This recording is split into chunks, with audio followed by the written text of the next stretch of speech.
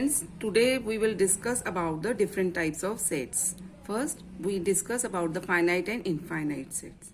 Now, a set is said to be finite if it contains only finite number of elements. That means we can find the exact number of elements in the set. For example, the number of students in your class is a set of finite set. And if the set has the infinite number, then that set is called the infinite set. In mathematics, let us take some example. Suppose I have the set having the elements 1, 3, 5, 7, 9. This is the finite set because there are 5 elements 1, 3, 5, 7 and 9. So we can count the number of elements in this set, and it means if I denote this set by A, this set is a finite set. Similarly, if I take the word mathematics, then this word has 11 alphabets, and the set P representing the members or the elements of this word mathematics are M, A, T, H, E, I, C, S. These I have taken all the distinct elements which are 8 in number. So this is a finite set. Infinite set, you can take the example of set of natural numbers, the set of integers, then set of all the points on a particular straight line. These are a few examples of the infinite set. Then we have the order or the cardinal number of a finite set. The number of different elements of the finite set is called the order of that set, and it is denoted by O and the name of the set, that is order of set A. For example, here the order of set A is 5, right? Order of set P is 1, 2, 3, 4, 5, 6, 7, 8. So I can write order of set P is 8. Then we have the null set. A set which does not contain any element is called the null set, and it is denoted by this symbol. This symbol is called phi, right? Now a set, null set is also called the empty set. This set is also called empty set. Let me take an example. Suppose I have a set A and having the elements x such that x is even prime number greater than 2. Now we know that the prime numbers greater than 2 are 3, 5, 7, and these all are the odd. So it has no element. So it is the empty set, right? Then singleton set. A set which contains only one element is called singleton set. A set having only one element is called singleton set. For example, let me take an set P having elements x such that x is positive integer. It is positive integer and satisfy x square is equal to 4. Now if I find the value of x, it is 2 and minus 2. But we want only the positive integers. So this set has the element 2. So there is only one element, and therefore this set P is singleton set. Then we have equal sets. Equal sets, two sets are said to be equal if every element of one set is in other set and vice versa. For example, suppose I have a set A.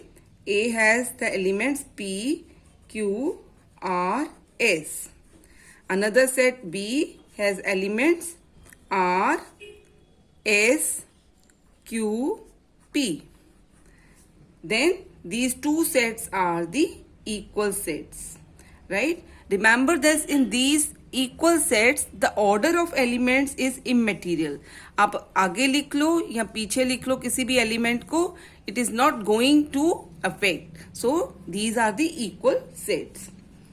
And suppose I have set P having elements 1, 4, 6 and another set B,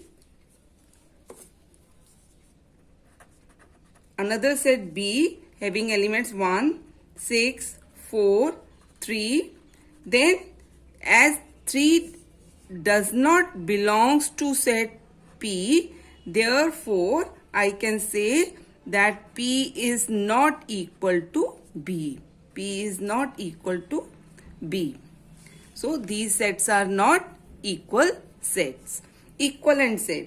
Two sets A and B are equivalent if the elements A can be paired with the elements of B, so that to each element of A there corresponds exactly one element of B. In simple language you can say, suppose I have one set A and having elements P, Q, R. I have another set B having elements 5, 6, 8.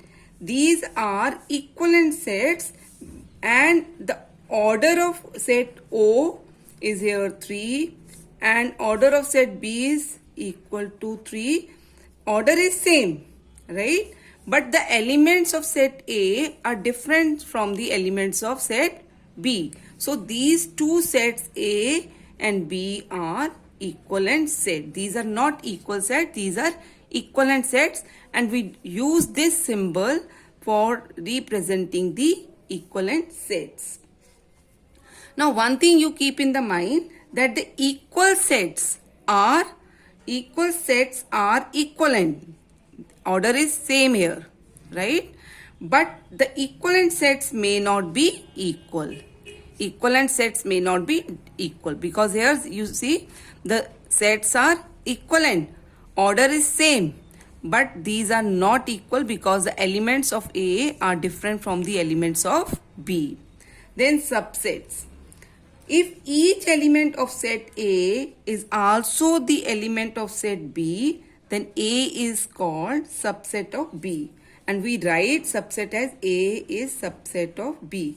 That means if here, for example, P has elements 1, 4, 6. B has elements 1, 6, 4, 3.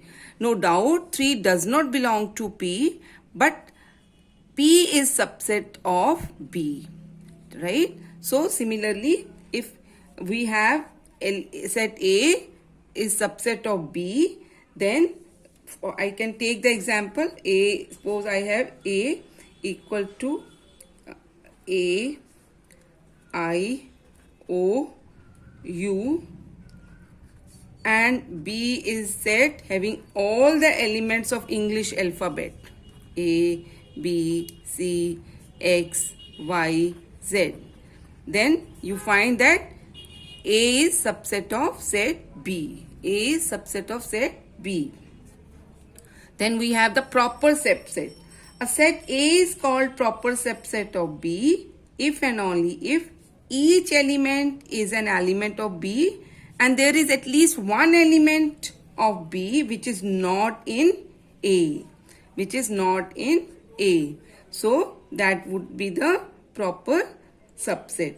That means suppose you, for example, in this case A have 4 elements, B has all the alphabets of English language, then A is proper subset of B. But suppose if I say that A is equal to A, I, O, U, B is also equal to A, I, O, U, then A is subset of B. Or in other words, you can say that every set is the subset of itself, right? So these two things are to be remembered, that the null set is subset of every set and every set is subset of itself. So this is all about the different types of sets.